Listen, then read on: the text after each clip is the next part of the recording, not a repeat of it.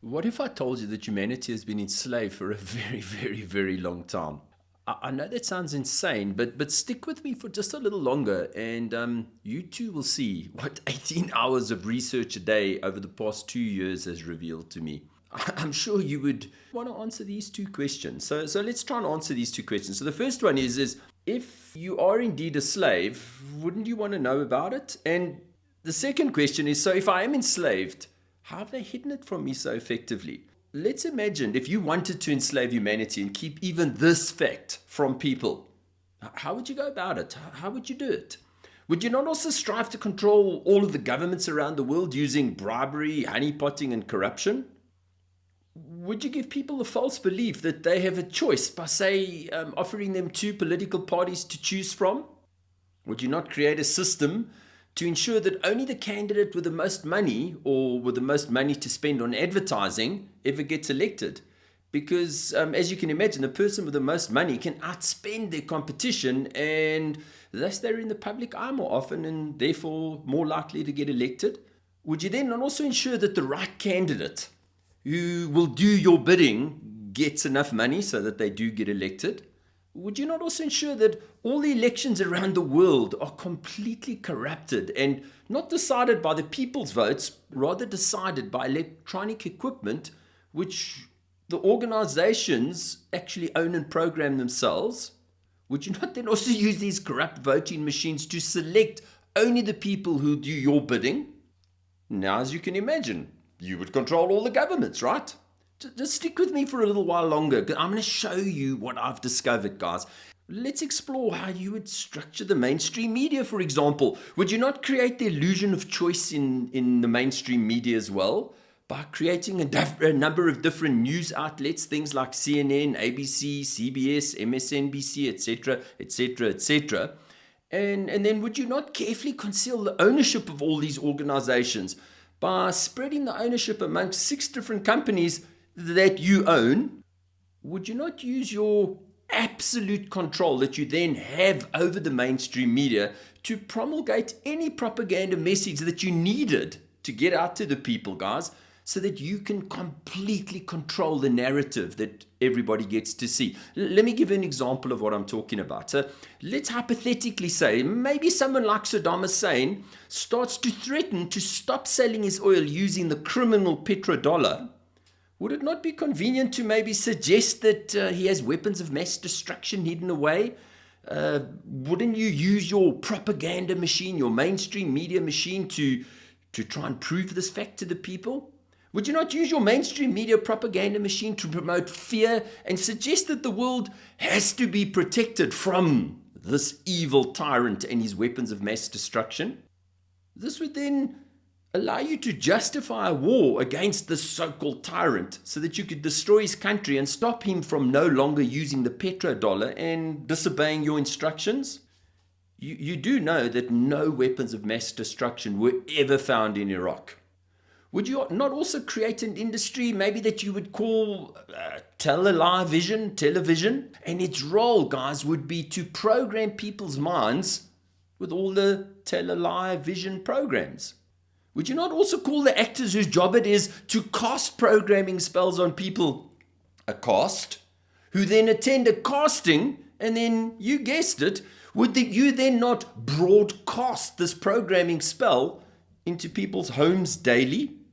Would you then not write scripts which are completely aligned with exactly the same propaganda lie that you're pushing via your mainstream media, so that you would then support the same narrative required to control people and the way that they think?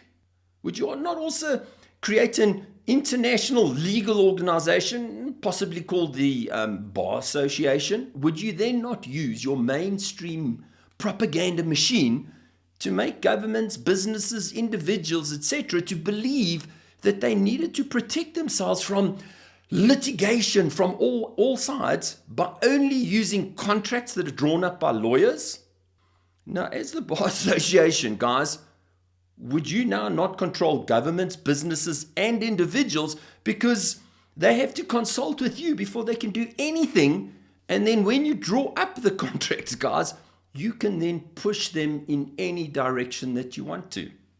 The bar, guys, effectively controls every corporation, government, individual, because they draw up all the contracts and they get to deliver legal opinion, which guides organizations, individuals, and governments' every single action.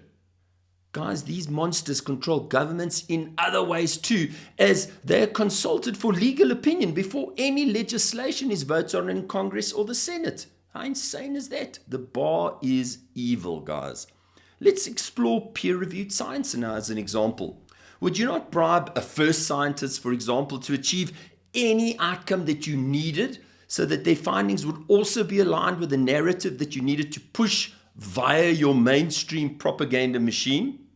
Would you then not bribe a second scientist to come up with exactly the same incorrect findings so that you could now fool people with so-called peer-reviewed science? How about education? I mean, how would you structure your educational system? Would you not control education from nursery school all the way to tertiary education so that you could create a mindset which is very susceptible, guys, to seeing what?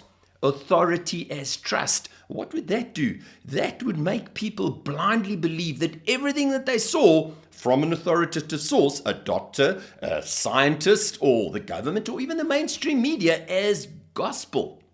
What about the pharmaceutical industry? Would you not own and control the pharmaceutical industry so that you could create mind-controlled drugs? Say things like antidepressants, which people would be enticed to take like candy so that they would remain docile and compliant. Guys, I can imagine this must be a massive amount of information to absorb. But I'm sure that you right now, guys, must be suffering from cognitive dissonance about how the heck can all of this unbelievably stuff be going on around me and I don't even know about it?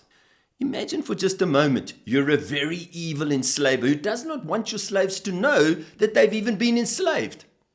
No worries.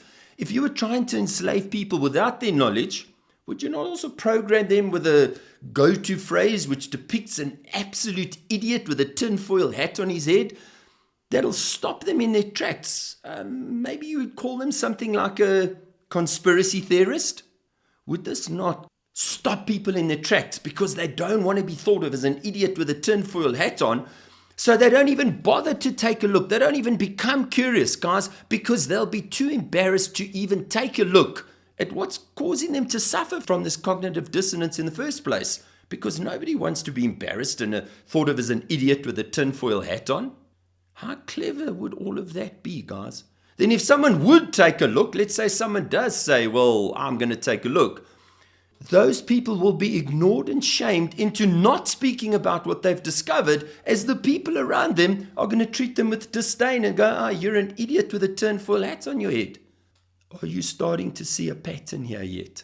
Guys, if any of this has piqued an interest, then please continue to engage with this online resource, and you will be both shocked and amazed at what has been done to humanity, and you're going to feel incredibly ecstatic by the incredible future which awaits all of us.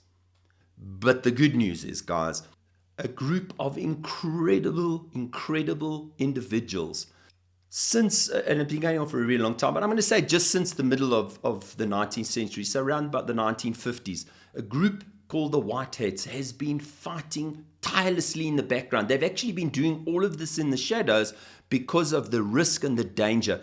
These brave individuals, guys, have continued despite many of their number being killed along the way. These people, guys, have fought a tireless war, which, thank heavens, we're very, very close to winning. Guys, stick with the program, hold the line. We're very, very close to it being over.